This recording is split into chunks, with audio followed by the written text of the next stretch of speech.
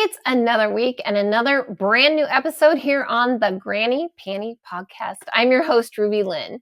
Don't forget, hit subscribe before you go any further because I don't want you to miss one episode.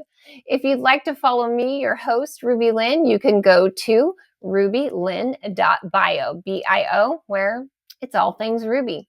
This week's guest is such a blessing to the adult industry. He is one of the top photographers for events, award shows, you name it. He kind of stumbled into the industry, picked up a camera, and just ran with it. You will always find a smile on his face. He is the ultimate professional at what he does, and his pictures will blow you away. So help me welcome Jay David of Jay's Playhouse.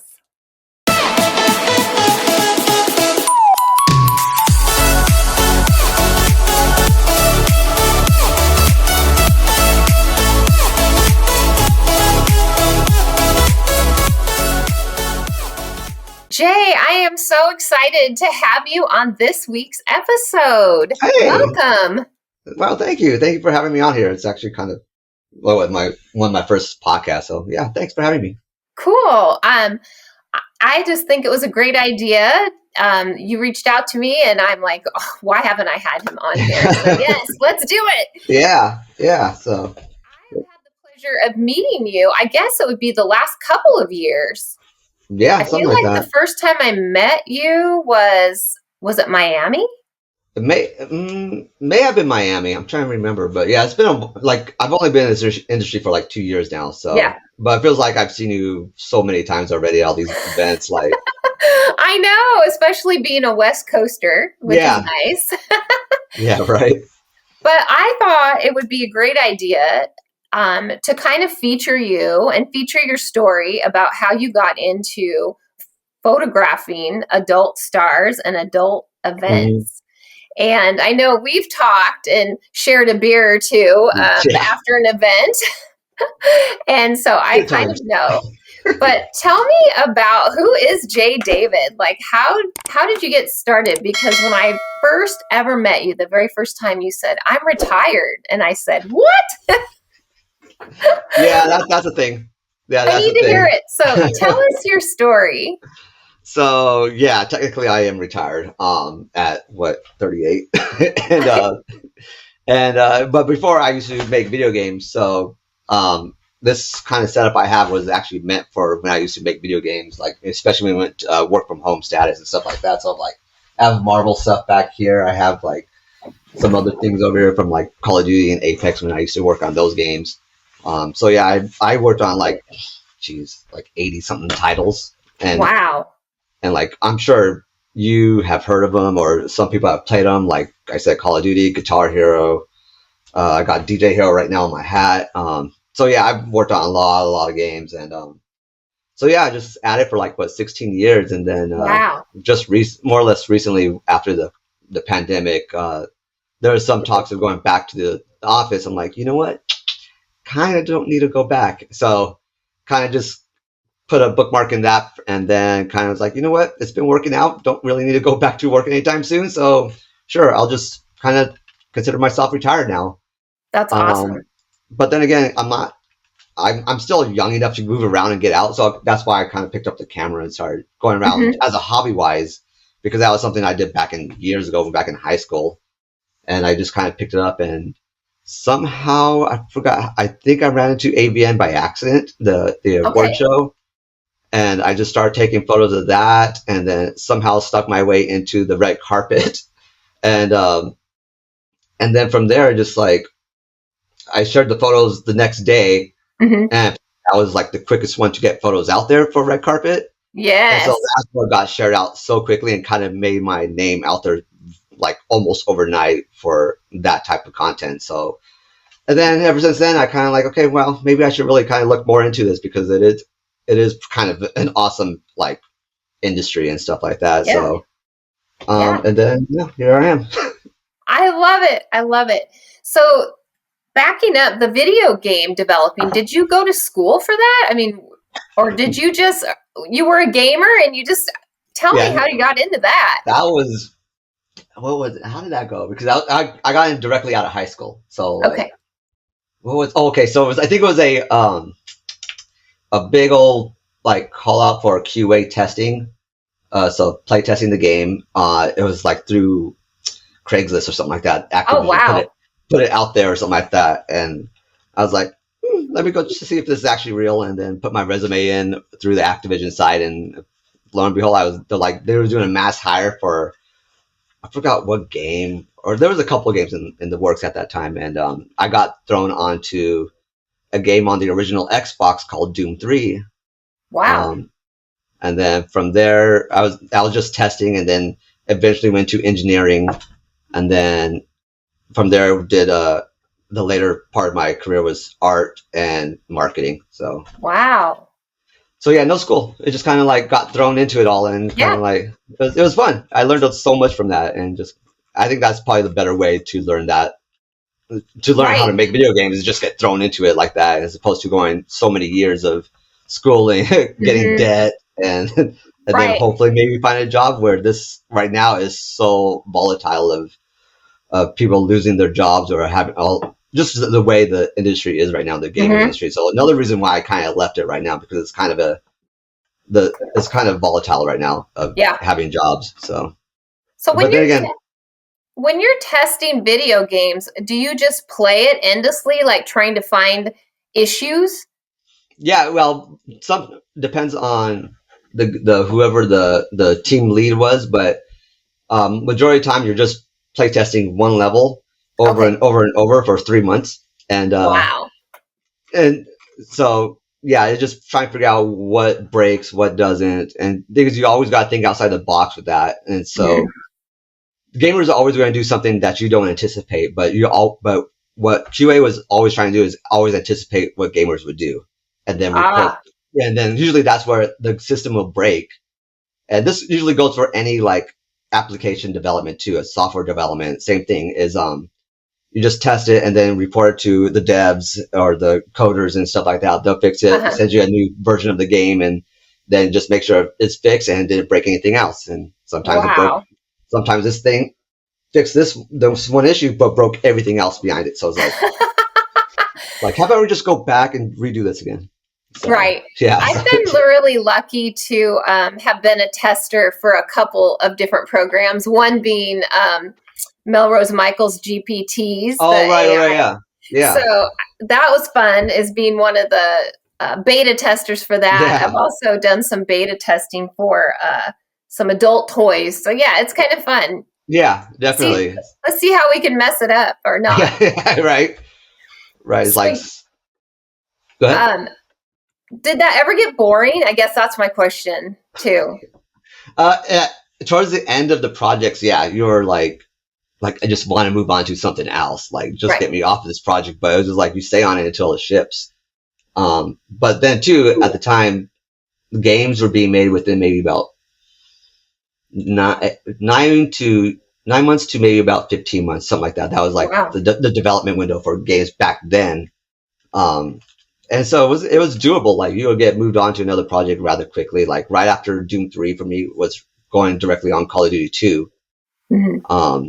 And so that was a game that blew up too. And so yeah, I kind of like, that's how That's it rolls. cool. So That's so cool. yeah, And so you, the photography. So you, and I also identify with you because I was a case manager, social worker, and I was for 2 years. I did triple X and that, and then when they're like in 2022, I think we're going to send you back out into the field, and I'm like, yeah, you know what? I've been home for 2 years and just traipsing through homeless camps and stuff. Yeah, I don't think so. I'd rather get naked for. right. So I also retired. There you go. But so you picked up the camera, Mhm. and how did you stumble upon AVN? I mean, just how did that all happen? That was fun because it was me and my pops. We went to Vegas just for the heck of it in January, and then we went to the Hard Rock and just saw all this commotion going on, all this Oh, crazy, yeah. and then we were like, "What is going on here?" Like we had no idea. We had zero idea that this AVN thing was even happening. So we went to go look at the convention site, and we're like, "Oh, this is that porn convention thing." And then we're like, you know what? Let's get tickets and go check it out. You guys are high-fiving each other. I can see it now. Hell yeah. Yeah, like, all right, let's go check it out. And then we found out they had to do a red carpet red carpet thing. So I was like, oh yeah, let's come back the next day and watch them walk the red carpet, have a couple beers, people watch, Yeah. And so, but this was even before I actually had a small little camera, which actually I'm using as my webcam right now. And so I was just taking pictures here and there, and this was back in 2018, I want to say. Oh wow. Okay. And then kind of later on, we reconvened back at Vegas, like after the pandemic and all that stuff. Like, let's go back to that AVN thing. And this time around, like I had my camera now and all that stuff. So I'm like, let me actually take good pictures now and see how this works out. So you did. Was that it? Yeah. That must have been AVN 2023? 22? Wait, what were we at? 24, 20? I would think it was 22 when they first came back. Because they were like, 3 years at Resorts World? I think I missed the first one or something like that. And then. Okay. I forget. But yeah, it was. And then that's how it went. Like I said, too, I snuck onto the red carpet by accident because I had my media pass for AVN. Oh, okay. And because I figured out how to get media passes for a lot of things and kind of like, okay, let me check if this AVN has one. And like, oh yeah, they have one. So I went ahead and grabbed that. But I did not realize there was another media pass specifically for red carpet. Oh. So there was 2 passes, but I had just the one general event one. And so I just kind of gathered into the red carpet one thinking I had the legitimate badge for it, but apparently I didn't. But no one ever caught it? No one ever caught it. I was like, and I didn't know about it until the year after. I was like, oh wait, there was another pass for it. I'm like, oh, so I did something wrong last year, but oh well. And I still got my name out there, so I was like, whatever. That is too funny. Yeah, it was purely by accident. So trying to think of, I guess I've only been to 2 AVNs, so it must have been 23 and 24. Okay. Yeah. Yeah. So, okay, awesome. So you go to AVN, you start meeting other photographers or other people, you start networking. It wasn't even really a network thing yet. It was like I said, I was just taking photos and then just doing my edits in Lightroom and then posting them online and people pick it up and they reshared it and stuff like that. And then I think because the first one I met was Rick Garcia. And I forget where we initially met. I want to say it was maybe like Urban X Awards or something like that. Okay. And so yeah, he was awesome. He basically took me under his wing, and I see him as my mentor when it comes to this stuff now. And oh, nice. And he's been so helpful for me, and he's been introducing me to other people here and there, especially because he's been in the industry taking photos for over 20 years or something like that. His Twitter is Industry by Rick, right? Yes. Yeah. Yes, it is. Okay. And so we just did Heaven and Hell, and he said that was his 20th Heaven and Hell. I'm like, oh. So, but he's told me a couple times, like, yeah, no, he's about to hang it up, but he's like, it's going to be tossed down to me. He's like, yeah, I'll be putting you out there now. I'm like, oh, great. That's no awesome. Pressure. No pressure. That is amazing. So you go to AVN, and then do you start like tying in to the XBiz events as well? Yeah, so I forgot how I found out about the XBiz stuff, but I saw they had the XBiz show where they had little panels and stuff like that, and I'm like, you know what, if I'm going to step into this industry, I should really learn as much as I can from it. And so I actually got tickets for it and went through all the panels and had my camera start taking pictures here and there of just like the business side of things, which is something that people don't really get to see of the adult industry. Right. Is the business side. This is a legitimate business, as I found out when I went to go to this stuff, and there are deals being made and people networking here and there. It's like it was a whole different side of the industry I never even thought about, and it was really, really informative. And so after that, I loved going to all these XBiz events now, and just kind of kept on going there. And now, of course, I'm very close to with Gustavo and Mo now, who are of XBiz. But yeah, and even like Gustavo, I started reading his stuff too, just before I went to the XBiz shows, and fell in love with his writing and all his articles, and really, really informative guy. So yeah, that's how I kind of got into the XBiz stuff, and just been here and there. So yeah. That is awesome. Well, I do have to say that you do take some of the best photos out there. And the other thing is, you always have a smile on your face No. and you are always professional, because I have endlessly tried to flirt with you and you're always professional. It's not a good podcast episode if I don't make my guests blush. Okay, I got to make them turn red at least once. But no, you do great work. And I do want to tell the viewers about a time that I witnessed you go, I call it the do whatever it takes. And that was this summer. I was lucky enough to go to the Alt Porn Awards with my bestie Natalia. And you were, of course, there in Vegas taking pictures. And there, I'm sure you know what I'm going to say, but there was a miscommunication between the hotel security and the photographers, where the cameras were not allowed in the pool area, even though, Alt Porn had reserved all of the cabanas. And what does Jay do? Jay's like, screw it, I'm getting these shots, whatever I have to do. So you put your big equipment away and you used your phone. And I tell you what, those photos are stunning. I appreciate that. Yeah. I mean, there are pictures in the pool, I think, with Luna Lux. And I mean, just where you've got the water drops. I mean, tell me about that thought process when you heard that information. You can't be in the pool area. And then I do have to say, you were the only photographer that what I call punt, and, you were like, okay, I hit a wall. What you were problem solving. Tell me what went through your mind. Just for that, I was like, you're exactly right. It's like, I just want to get this shit. Like I'm here for a reason. I want to get these shots, because it was weird, because last year we were able to go in there with our cameras, no problem. For some reason this year they flipped the whole thing. So I was like, well, granted, the thing is, luckily I was in the hotel too, staying there. So it's like, I don't have to go across the street or try to away somewhere else. So that what made it a little bit more easier. I'm like, you know what? I'm right here. We have no idea how long it's going to take for us to get clearance to go back in there with our cameras, if at all. Like, you know what? I want these shots. I want to just, like I said, just toss my gear back up in my room and then come back out, get my phone. And the thing is, my phone kept on overheating, so I kept on throwing water to cool it down really quick so I could take more pictures. But yeah, it's like, that's always been my mentality. Is just like, okay, if I can't get something done with this tool, let me use another tool. And so the phone came in clutch. The phone is, and to me, it's like, people always say, what equipment do you have? What equipment do you use? I'm like, the best camera you got is the one you have on you. That's true. And I think what impressed me so much is there was not one other photographer that was out there.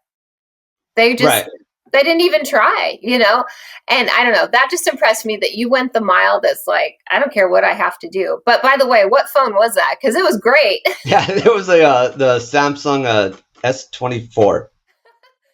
But also, how you are probably aware of how to do the settings. I mean, yeah. But that was amazing. That really impressed me. I appreciate that. Yeah. But yes, it was hot that day. It was like 110 or something.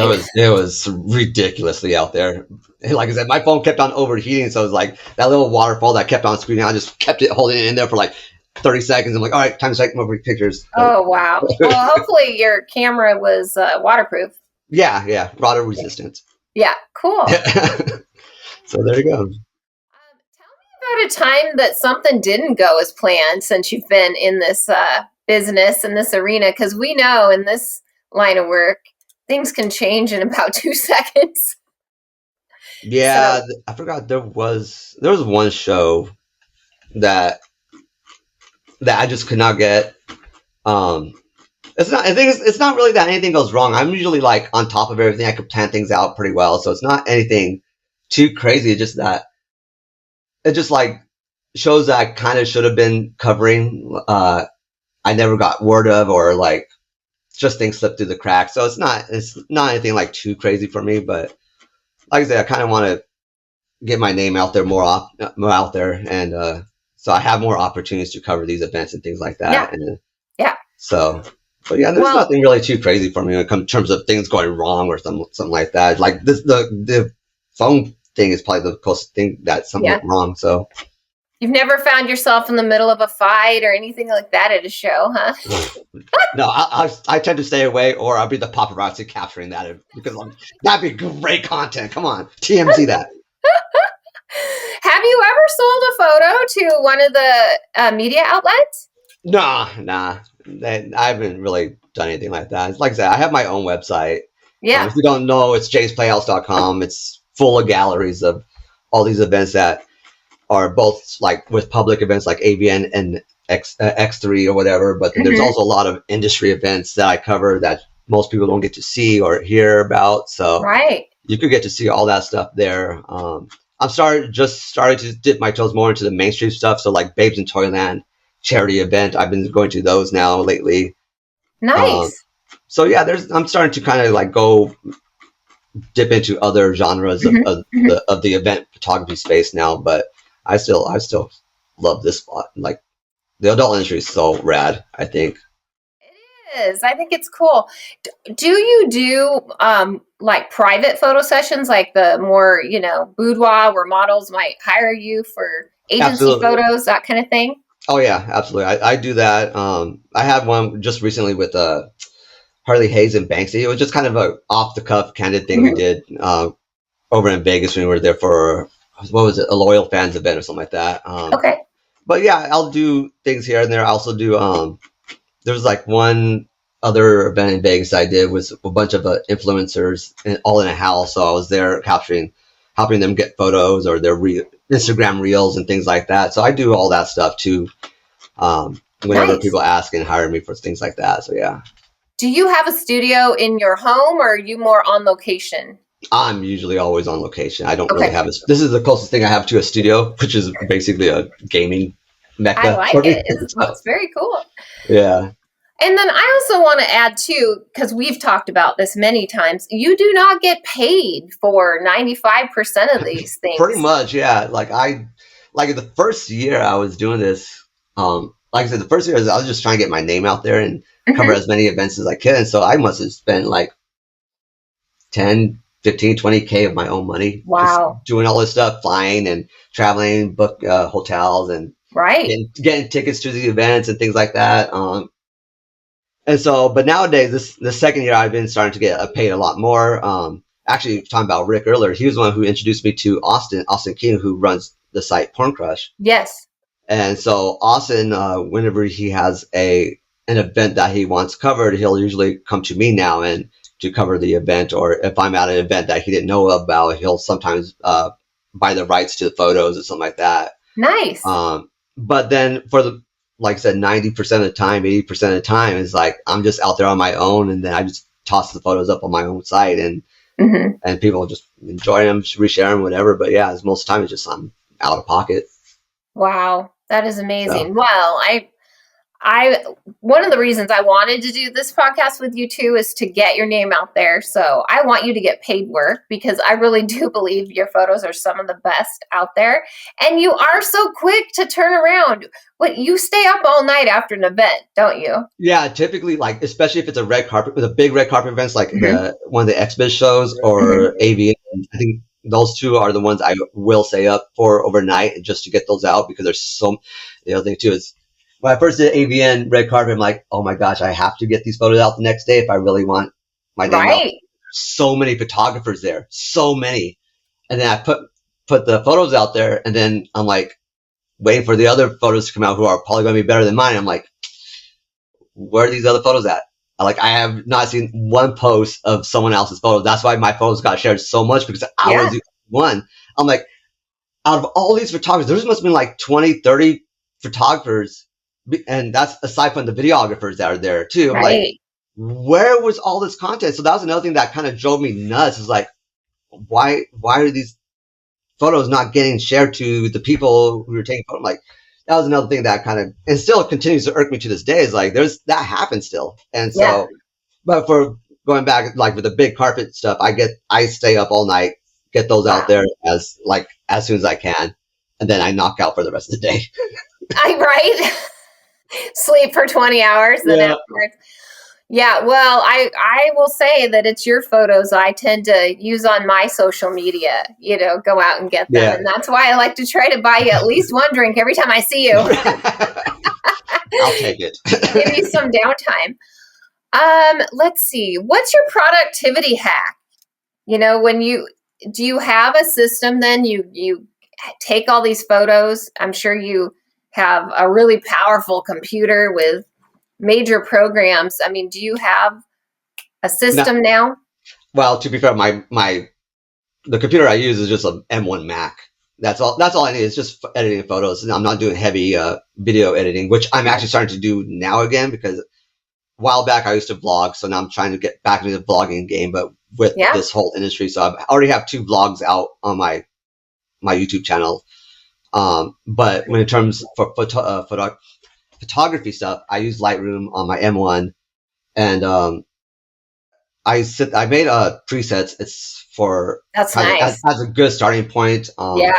It took me well over a year to get my own style for these works. Because I also have a mist filter on my lens, so it immediately in camera helps soften skin and outblows the lights bloom the lights out a bit. So that already helps out right out the gate.